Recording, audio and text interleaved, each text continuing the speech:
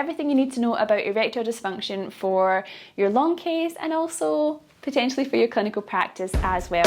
Hello Dr. Humans, how's it all going? Today's long case lesson is all about how to approach erectile dysfunction in your long case discussion. And this was a requested piece of content in years gone by after one of our students heard that there was a horror story about another candidate being grilled on erectile dysfunction and being underprepared for that line of questioning, and this contributed to them failing their exam overall.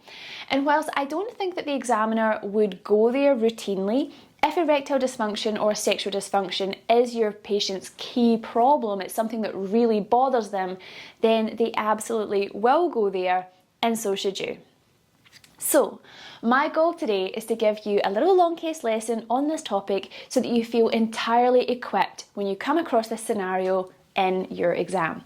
And the good news is that being able to discuss erectile dysfunction in your long case ultimately comes down to discussing aspects that you're already equipped to discuss, such as cardiovascular risk factors and psychosocial factors. Being able to discuss those aspects, as well as some pharmacological things, is basically everything you need for long case confidence. Okay, so let's jump in. The first thing to say is that this is a common problem, especially in men over 40 years of age, and it becomes more common with advanced age and comorbidities. Erectile dysfunction can be categorized into organic, psychogenic, and mixed. And it's perhaps no surprise that even when erectile dysfunction starts off as organic, the psychological impact can be huge, and they end up with a mixed picture overall. And so in your long case discussion, you can acknowledge that you would address both of these components, and this will form some lovely trees and branches for your discussion. And as we go through this lesson, we'll be showing you all of the branches that you can discuss. But before we get to the trees and branches, we must first acknowledge the impact of the sexual dysfunction on our long case patient. Then we will tell the examiners what we think are the potential contributing factors in this patient as it pertains to medical issues, their lifestyle, and the psychogenic factors. Then we will conclude with our tailored, individualised approach to this long case patient in front of us so that they can thrive and show up in their life in the way they want to. We want to enable our patients to live their best life, including their sex life, which can be a major contributor to vitality. So that's the structure, and we're going to go through each of these aspects in turn. But before we do, I want to talk about information gathering.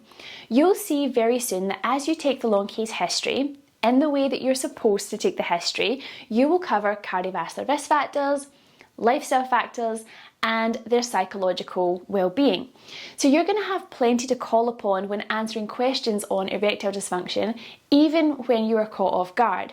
But it's also worthwhile asking specifically about erectile dysfunction in your long case, especially in patients who are at risk of this due to, for example, diabetes or cardiovascular disease, or perhaps some previous urological interventions. Maybe they've had a prostate surgery or radiation, something like that. And in patients with mental health issues, it's also a good idea to check in regarding this.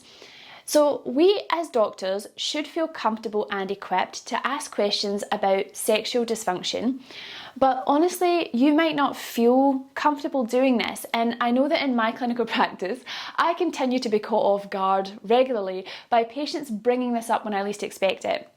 And when this happens, I can feel myself get embarrassed or flushed. And I know that my face is flushed, and then I wish it wasn't flushed, and then I don't know what happens to me, and I look a bit awkward, and I don't know, it's my British upbringing. I don't know what happened to me in my British upbringing that made me like this, but going to med school didn't seem to fix this natural shyness or awkwardness that I have around discussing sexual dysfunction, even the fact that I'm making this video. So I tell you that just to normalise the process. You're probably coming at this with your own personality, cultural background, all the things. And if you're feeling a little awkward, that is okay. But we do need to put that aside and be there for the patient and be competent in this area. So if I was to ask someone about their sexual function in a long case, I would say something like, people with this medical condition, meaning diabetes, cardiovascular disease, you know the drill, can sometimes suffer from erectile dysfunction. Is that something that you've experienced?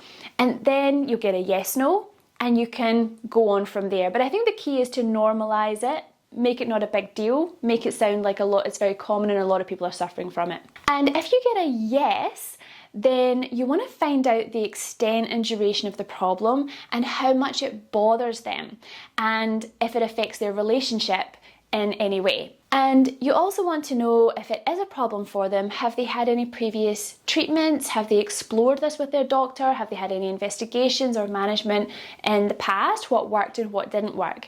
And get an idea as to whether this is something that needs further attention as you construct your care plan. And then we will combine this with our cardiovascular risk factors and our psychosocial history elements and apply them to that structure.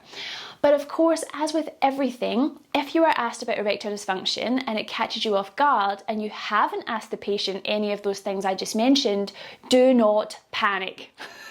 Don't panic. Just follow the framework, tell the examiners the importance of the issue, call upon what you know and what you would like to explore in your future consultations. Alright, so if you don't have all the information, it doesn't matter, just talk the examiners through your approach. Okay, so let's jump into medical or organic causes of erectile dysfunction for the win. In short, these are metabolic syndrome, smoking, alcohol excess, hypogonadism, and urological issues. And then we just talk around these issues based on what we already know and what we'd like to find out about our patient. And you can see that these factors are modifiable. And something that I didn't find intuitive was that improving metabolic syndrome can improve erectile dysfunction. And the reason for this is that metabolic syndrome is founded in visceral adiposity and the hormones and factors that come from that visceral fat. And so if we can help the patient reverse their metabolic syndrome, then those hormones and other mediators will be reduced and their sexual function can improve. So you can talk about how you would work with your patient to improve their metabolic profile, and if relevant, you'd also work towards smoking cessation, reduced alcohol intake, all of that good stuff. And whilst you'd be doing this to improve erectile dysfunction, you'd want to improve these aspects anyway to improve their global health, reducing the risk of cardiovascular events overall. And something I didn't realise is that erectile dysfunction is actually regarded as a cardiovascular risk factor, and it can precede cardiovascular events by a few years. So just having erectile dysfunction in that older age group would be an indication for performing a cardiovascular risk assessment with your patient as well. So lots of reasons to modify those risk factors. And of course, all of that is your bread and butter. So you got this. Now moving on to hypogonadism and urological issues. Of course, there is scope here to deepen your understanding of the sexual dysfunction, whether it's a libido problem or more of a sexual performance issue. And you might want to also ask some wider questions around their urological health, such as if they have any ejaculation issues, any lower urinary tract symptoms, and so on. And as part of that, you would ideally examine the genitalia to look for hypogonadism. I'm laughing because I don't know if I know how to say hypogonadism. Hypogonadism. I don't know. How do you say it? But anyway, you want to suss out if there's any hypogonadism, low testosterone, or if there is any obvious anatomical abnormalities. There, spat it out in the end. Very good. And from there, you might explore any anatomical concerns you have with an ultrasound.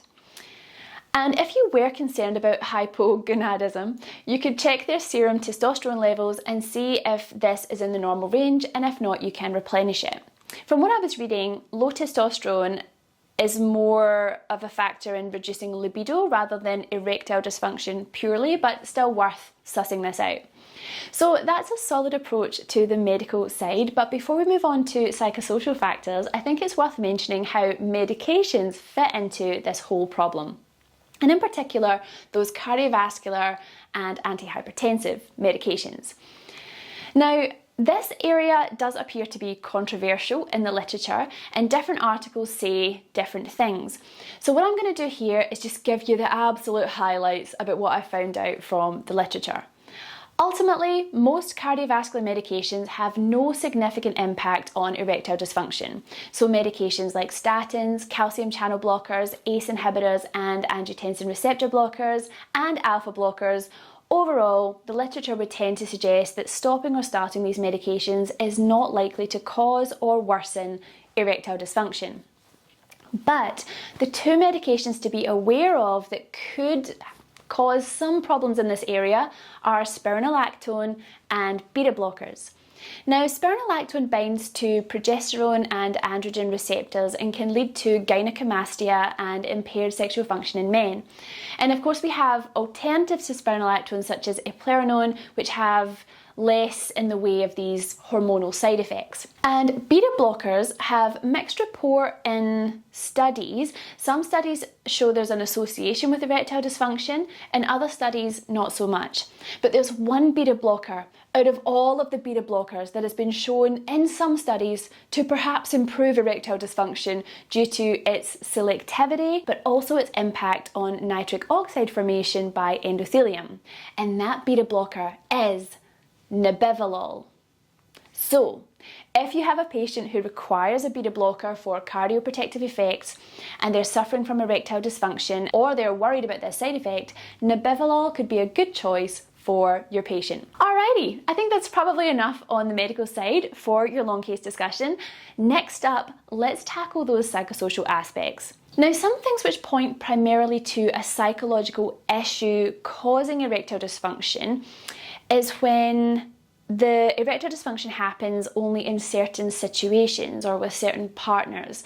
And they might describe good morning erections, for example, but they have day-to-day variability when it comes to the quality of their erections. But regardless of whether you think it's psychological in its origin or not, even if the erectile dysfunction is started off due to a medical issue, many patients have a psychosocial overlay. And so we always want to address the two regardless. And so you're going to acknowledge your long case patient's current mental health and approach optimization of their mental health in the usual ways.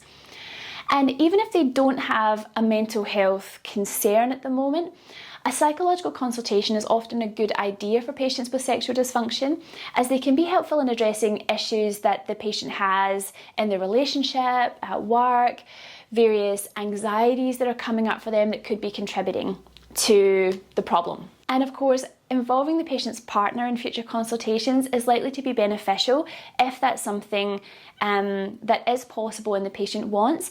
They're going to be able to give a collateral history, and just having them involved in the care plan is beneficial to the success of the care plan overall. And finally, once you've discussed all of that, you would arrive at your care plan, which, regardless of what's going on with the medical or psychological side, usually involves PDE5 inhibitors such as sildenafil or Viagra. That's a good place to start. And this is true whether it's a psychological problem or a medical problem, because this is effective in the vast majority of cases. It tends to improve things and will help the patient whilst you're trying to optimize their bigger picture for the longer term. So regardless of the underlying process, PDE5 inhibitors are a good place to start. But of course, there are some contraindications to these medications. You're probably aware that PDE5 inhibitors should not be prescribed concurrently with nitrates due to the risk of severe hypotension. And similarly, they should not be prescribed to people with severe hypotension at baseline. So use your discretion always. And if the PDE5 inhibitors are ineffective, that would be a good time to refer on to a men's health clinic or urologist to explore other options for erectile dysfunction. And that's basically everything you need to know about erectile dysfunction for handling questions in your long case. So let's just quickly recap. Erectile dysfunction can be organic, psychogenic, or mixed. All you need for a winning long case discussion is the impact of the erectile dysfunction on your patient and their relationship, their cardiovascular risk profile, smoking status and alcohol intake, and their psychological well-being. And other information that you have not collected, you do not worry about, you just say what you would do and ask about on future consultations. Aside from the cardiovascular things, we would also explore urological issues and exclude hypogonadism with a further history, examination and potentially an ultrasound, and we'd also check those testosterone levels as well. And that's basically it. Everything you need to know about erectile dysfunction for your long case and also potentially for your clinical practice as well. I hope this helped your studies, and I hope to see you again soon for some more high yield learning. Bye!